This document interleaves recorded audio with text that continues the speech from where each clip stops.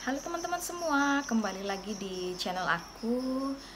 Jadi kali ini aku mau share ke kalian ya.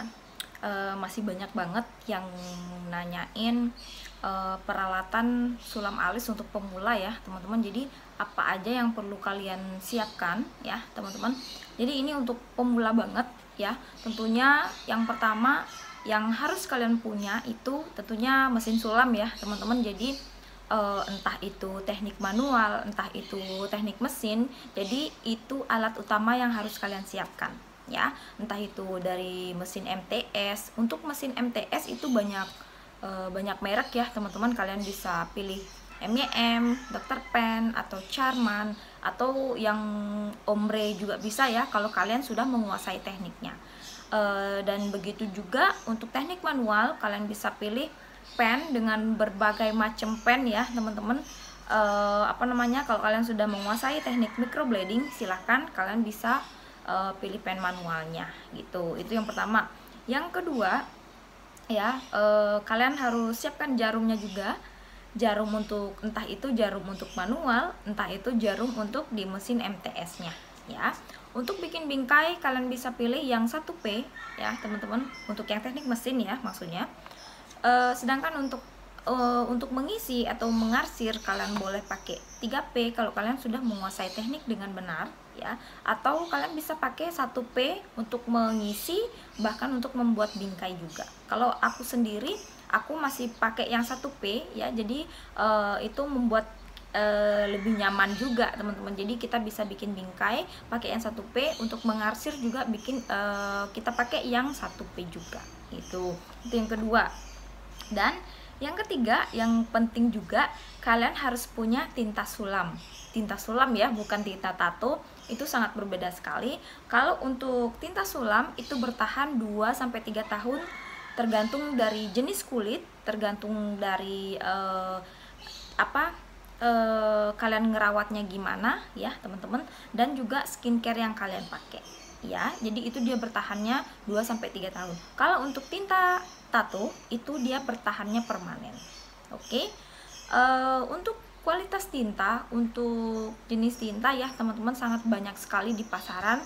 Kalian harus pilih-pilih tinta yang memang benar testimoninya bagus gitu. Dan sekarang udah ada tinta hybrid ya teman-teman. Itu artinya kalian bisa pakai untuk manual dan kalian bisa pakai untuk mesin juga gitu. Kalau dulu masih belum ada ya, jadi kalau untuk yang manual itu khusus manual, kalau untuk mesin itu khusus mesin. Tapi kalau sekarang sudah ada yang hybrid, kalian bisa pakai untuk manual dan kalian bisa pakai untuk mesin juga. Oke, itu yang ketiga. Dan yang keempat itu anestesi ya. Untuk anestesi itu ada tiga ya teman-teman. Yang pertama itu yang dalam bentuk krim, itu kalian biasanya sih tunggu 30 sampai ada juga yang sampai 45 menit ya teman-teman, tergantung dari kadar lidocaine sama prilocaine-nya ya. Itu yang krim. Dan untuk anestesi emergency itu ada yang cair. Kenapa dibilang emergency? Ya, itu karena nunggunya juga nggak begitu lama, nunggu hanya 1 menit, ada yang 2 menit juga ya teman-teman. Jadi itu khusus untuk luka yang sudah terbuka, jadi kulit yang udah tergores gitu. Jadi itu misalkan saat pengerjaan di pertengahan, customernya kalian merasa kesakitan banget, nggak bisa ditahan gitu. Nah kalian bisa pakai anestesi yang cair itu sendiri gitu. Kalau misalkan anestesi dipakai yang pertama, bisa nggak kak gitu? Ya enggak lah sayang. Jadi kalau untuk anestesi pertama itu kalian harus pakai yang krim, jadi buat kulitnya itu biar dia kebas ya teman-teman. Jadi kalian bisa pakai yang krim. Kalau anestesi yang cair itu untuk emergency, dan ada juga anestesi yang gel ya teman-teman.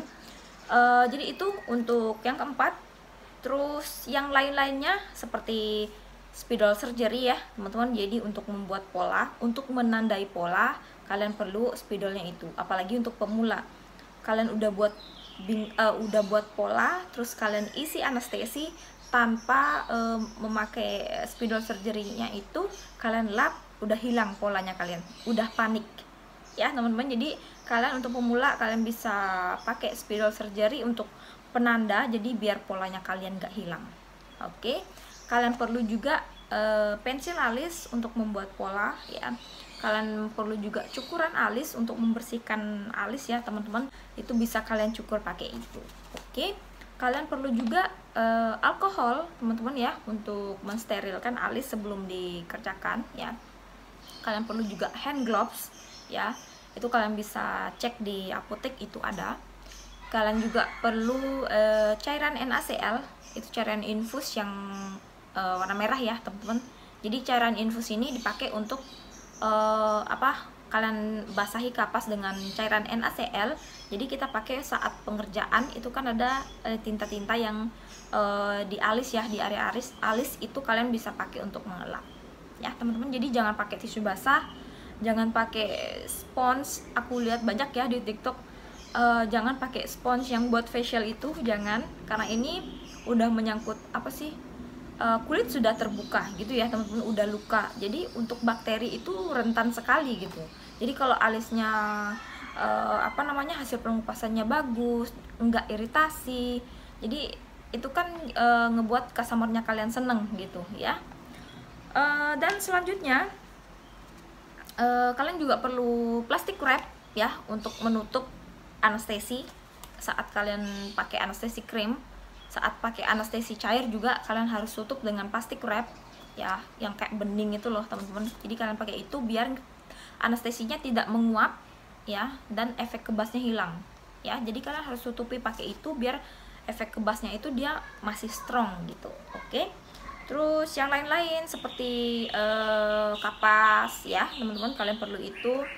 Terus kalian juga perlu tempatnya tinta, kayak yang sering ngambil eyelash ya, ada ringnya itu, ring untuk lemnya itu, kalian bisa pakai itu untuk tempat tintanya kalian ya.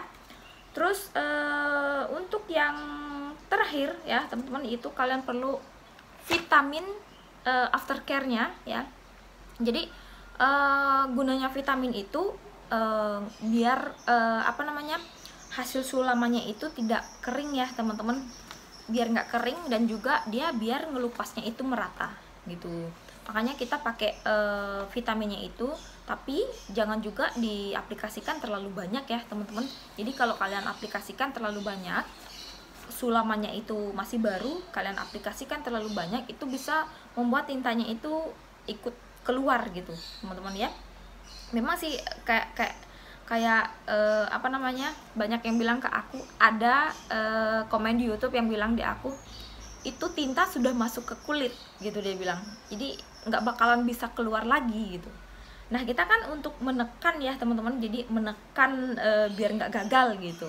Makanya kita antisipasi, jangan mengaplikasikan vitaminnya terlalu banyak, jadi tipis-tipis saja, jangan sampai berminyak banget gitu, nggak. Intinya biar dia lembab aja, biar alisnya kalian nggak kering, biar juga hasil ngelupasnya itu bagus, jadi nggak bolong-bolong ya teman-teman.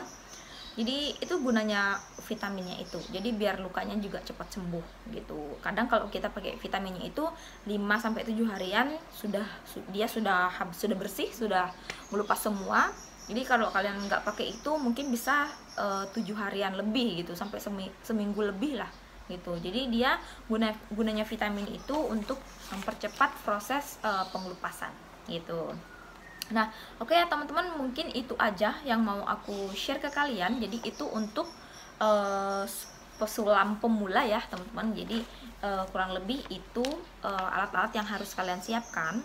Atau mungkin kedepannya kalau kalian mungkin ada modal lebih, kalian boleh tambah tinta ya, varian tinta mungkin dari merek lain, dari warna lain gitu. Jadi kalian bisa tambahkan. Dan untuk mesin pun itu untuk harganya itu sangat banyak ya teman-teman, bervariasi maksud aku. Jadi dari harga yang murah sampai harga yang mahal itu kalian bisa temukan di pasaran ya. Jadi sesuaikanlah dengan budgetnya kalian ya teman-teman, biar nggak terlalu over budget ya. Jadi kayak aku bilang sebelumnya di videonya aku, biarpun mesinnya kalian murah ya, itu tidak menentukan hasil sulapnya bakalan jelek gitu, enggak. Jadi yang pertama itu teknik. Jadi kalian harus menguasai teknik, biarpun kalian dikasih mesin sulam yang murah 100 ribuan pun kalau ada ya teman-teman. Jadi kalau kalian dikasih mesin sulam yang murah, tapi kalau tekniknya kalian sudah bagus, tinta sudah mendukung dan lain-lainnya mendukung, itu hasilnya pasti akan bagus juga gitu ya teman-teman. Jadi kalau mesinnya kalian mahal tapi kalian masih belum menguasai teknik dengan benar, ya sudah, kalian akan menyalahkan mesinnya, kalian akan menyalahkan tintanya, kok nggak masuk gitu. Berarti kita harus kembali lagi back to basic. Jadi kalian harus lihat lagi dari tekniknya kalian ya. Maksudnya dari teknik di sini, jadi kalian jangan memasukkan jarum itu terlalu dalam dan jangan juga terlalu ngambang gitu. Kalau dia terlalu ngambang, nanti pas ngelupas itu dia tinta ngeletek semua, jadi nggak ada yang tersisa. Kalau terlalu dalam juga itu nggak bakalan ada tinta yang masuk ke kulit gitu. Jadi malahan customer itu bakalan merasakan sakit berlebih dan kulit itu bisa jadi berdarah gitu ya teman-teman. Jadi itu kalian kembali lagi ke tekniknya kalian ya. Kalau misalkan untuk pemula memang agak sedikit lebih greget ya teman-teman. Jadi kita harus tetap lebih bersabar ya.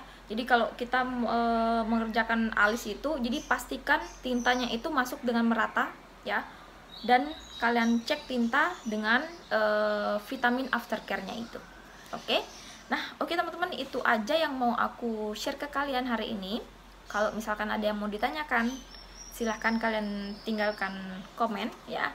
Dan thank you for watching dan see you for next video.